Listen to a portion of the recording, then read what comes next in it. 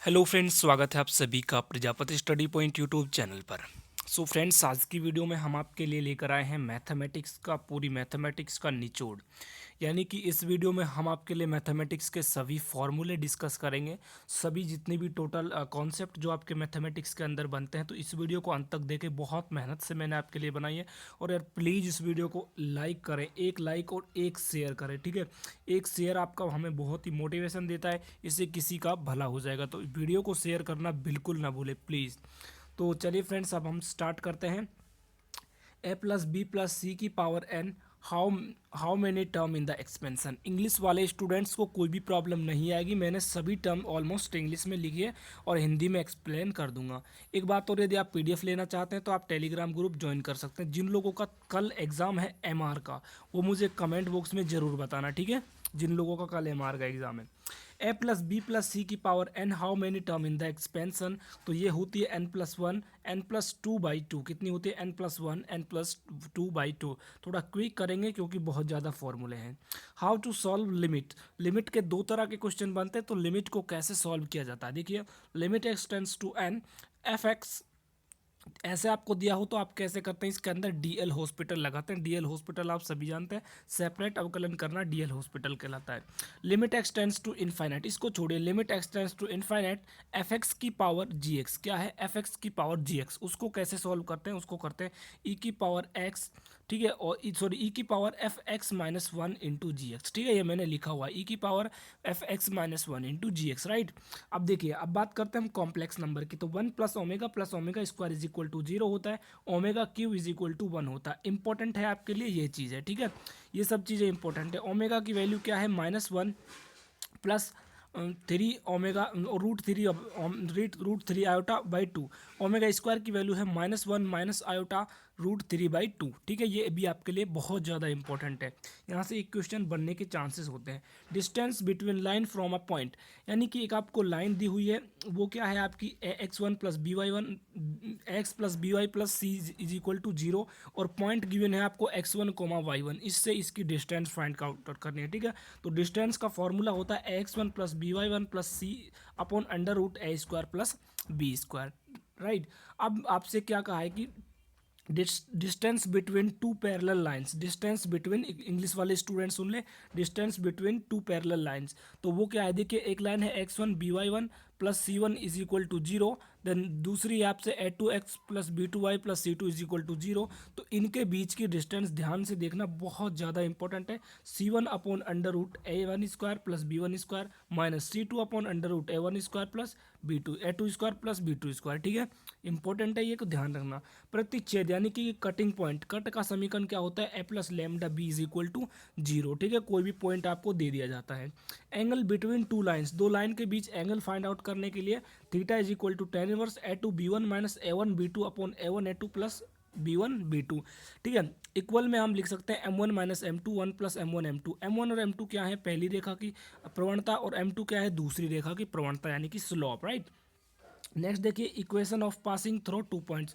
जब दो पॉइंट से कोई रेखा जाती है तो उसका इक्वेशन क्या होता है? Y minus y one is equal to y two minus y one upon x two minus x one into में एक्स माइनस एक्स वन, ठीक है। और ये एम हमारा y two minus y one upon x two minus x one क्या है? M, यानी कि slope of the lines, right. Next देखिए, पैरेलल लाइन इक्वेशन पॉइंट। यदि कोई रेखा आपसे पूछा जाए कि इसके पर जो पैरेलल लाइन है उसका समीकरण क्या होगा, तो a x plus b y plus c is equal to zero है। तो उसके लिए देखिए, कोई पॉइंट आपको एक्स वन वाई वन है, तो a x plus b y plus c plus k is equal to zero होगा। के क्या है? के आपको इन पॉइंट को इसमें पुट करना है और यहाँ से इसकी वैल्यू फाइंड आउट करनी होगी। नेक्स्ट देखिए, परपेंडिकुलर का इक्वेशन। परपेंडिकुलर का इक्वेशन कैसे निकालते? देखिए, पैरेलल की बात आती है तो स्लोप होती है हमारी m one is equal to m two, तो कोई फर्क नहीं पड़ता। लेकिन बात आती है जब परपेंडिकुलर की, तो ये होता है m one is equal to minus one upon m two, ठीक है। ये आपको कुछ समझ में आया? इसका मतलब ये है कि ए का कोफिशिएंट बी में आ जाएगा, बी का कोफिशिएंट ए में आ जाएगा। वहाँ से समझे, ए का कोफिशिएंट बी में, बी का कोफिशिएंट ए में, और इनके चिन्ह हैं जो आपस में चेंज हो जाएंगे, ठीक है, साइन चेंज हो जाएंगे। Area of a b c, ये आपको कोई ट्राइंगल दिया हुआ है, इसमें भुजा है आपको ए बी और सी गिवन है, और यहाँ पर आपको कोई भी एंगल, ये मान लीजिए ए दिया हुआ, ये बी, और ये आपको सी एंगल दिया है, ठीक है। तो इसके लिए एरिया ऑफ ट्राइंगल क्या होगा? 1/2 BC साइन है, हो सकता है आपको ए वाला कौन दिया हो सकता है सी वाला कौन दिया हो, तो 1/2 AB साइन सी कोई सा भी फॉर्मूला आप इनमें से यूज़ कर सकते हैं। आपके पास जो भी तीन वैल्यू गिवन है उनके माध्यम से आप अपनी वैल्यू निकाल सकते हैं। नेक्स्ट क्वेश्चन देखिए, ये बहुत ज़्यादा इंपॉर्टेंट है, काम आता है।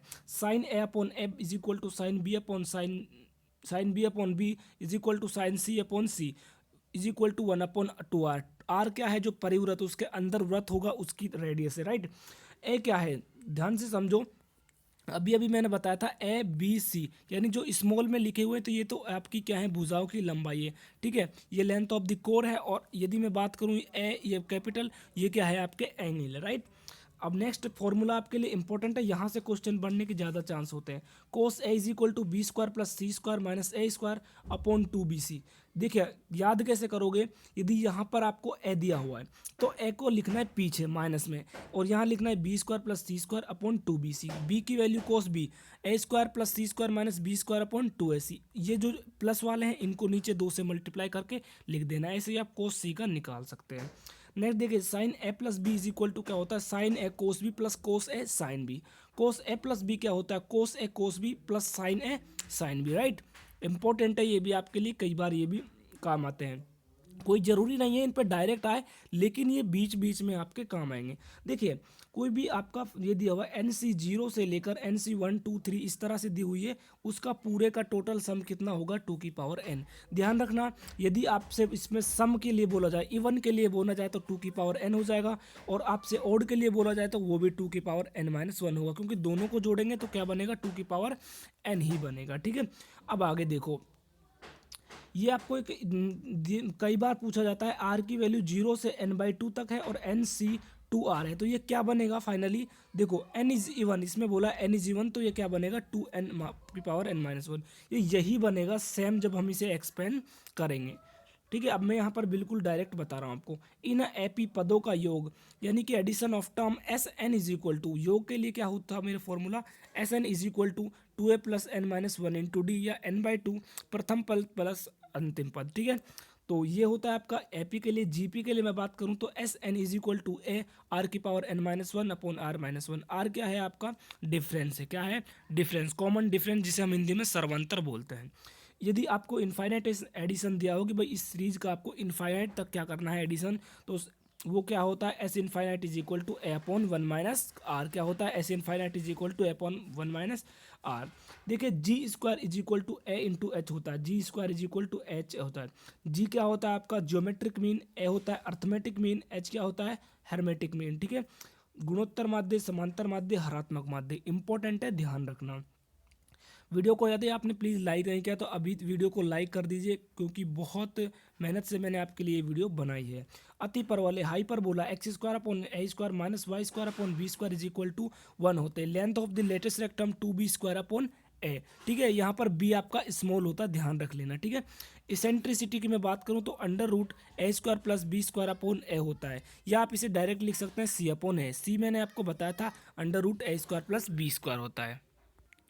फ्रेंड्स नेक्स्ट यदि मैं बात करूं तो इलिप्स के लिए, इलिप्स क्या होता है, x² upon a² plus y² upon b² is equal to 1। Length of the latus rectum वही आपकी 2b² अपॉन a रहने वाली, बस एक जो आपकी वो है इसेंट्रिसिटी, उसमें थोड़ा सा माइनर डिफरेंस आएगा, ये a² minus b² upon a हो जाएगा, ठीक है, यहाँ पर माइनस आ जाएगा। Distance between 2 points x1 y1 x2 y2, बिल्कुल सिंपल है, ऐसे क्वेश्चन एक बार नए वीडियो वाले में आया था, बिल्कुल जिन लोगों ने दिया है उनको पता होगा। x1 माइनस x2 का whole square plus y1 minus y2 का होल स्क्वायर। जरूरी नहीं है कि ये डायरेक्ट इस पे क्वेश्चन पूछा जाए, लेकिन ये क्वेश्चन के बीच में भी काम आ सकता है।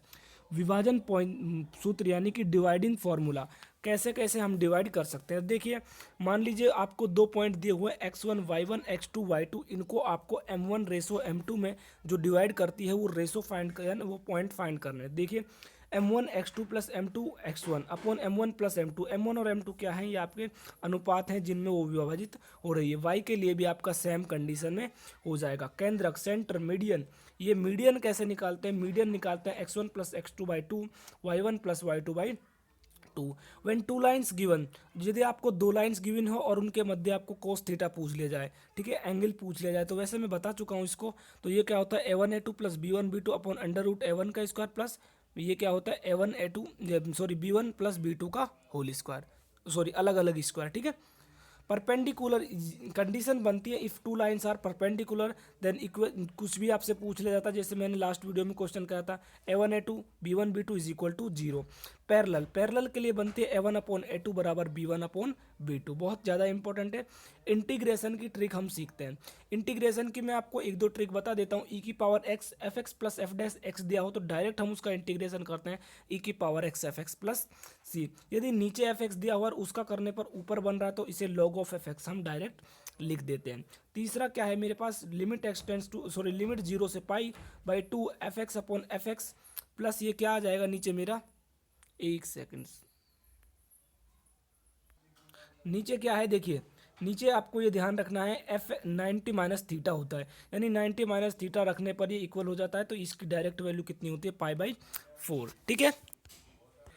सो नेक्स्ट देखिए आपको मैक्सिमम डेरिवेटिव इज क्या होता है आपका, देखिए मैक्सिमम यदि कोई भी अवकलन है, मान लीजिए आपको ये इस तरह से दिया हुआ है d2y अपॉन dx2, ध्यान से समझना, बहुत कन्फ्यूजन होता है इसमें। अधिकतम जो अवकलन है वो क्या कहलाती है, कोटि। इसका अधिकतम मैंने अवकलन कितनी बार किया है, 2 बार, ये क्या कहलाएगी मेरी कोटि, क्या कहलाएगी कोटि, ठीक है। अब इसकी पावर कितनी है, इसकी पावर 1 है, तो इसकी घात क्या कहलाती है, इसकी घात यही कहलाती है, घात यानी पावर, ठीक है। नेक्स्ट देखिए एरिया ऑफ ट्रायंगल 4 वेक्टर, सदिश में जब हम बात करते हैं तो एरिया क्या होता है 1/2 ए क्रॉस बी, ए और बी सदिश हैं जो इनका क्रॉस प्रोडक्ट, ठीक है। बात करें हम क्वाड्रिलेटर यानी कि चतुर्भुज की, तो चतुर्भुज के लिए क्या होता है ए क्रॉस बी होता है, क्या होता है ए क्रॉस बी 1/2 नहीं लगता, ठीक है। ए के अनुदिश बी का प्रक्षेप क्या होता है, बी का प्रक्षेप बी डॉट ए अपॉन ए का मोड, ध्यान रखना बी का प्रक्षेप कर रहे हैं तो इसका मतलब बी को हम गायब कर रहे हैं नीचे से, ऐसा समझ लो, ठीक है। प्रोबेबिलिटी से देखो ए एंड बी आर कैसी घटना है, अपवर्जी घटना है, कैसी घटना है अपवर्जी, then p a union b is equal to p a plus p b होता है, यूनियन ध्यान रखना। इंडिपेंडेंट टर्म के लिए हम क्या करते हैं, p e one section e two is equal to p e one plus p two, p e one into p two, ये भी आपके लिए इंपॉर्टेंट है। और लास्ट आ जाएगा है p e one upon e two, sorry e two upon e one is equal to p e two intersection e one upon p e one, ध्यान रखना। तो गाइज आज की वीडियो में बस इतना, यदि वीडियो आपको अच्छा लगा तो प्लीज़ वीडियो को लाइक करें और ऐसे और वीडियो देखने के लिए चैनल को सब्सक्राइब कर लीजिए, क्योंकि इस चैनल पर आपको सबसे बेस्ट स्टडी मटेरियल प्रोवाइड करा दिया जाता है, ठीक है। तो मिलता हूँ आपको नेक्स्ट वीडियो में, तब तक के लिए सभी को जय हिंद जय भारत।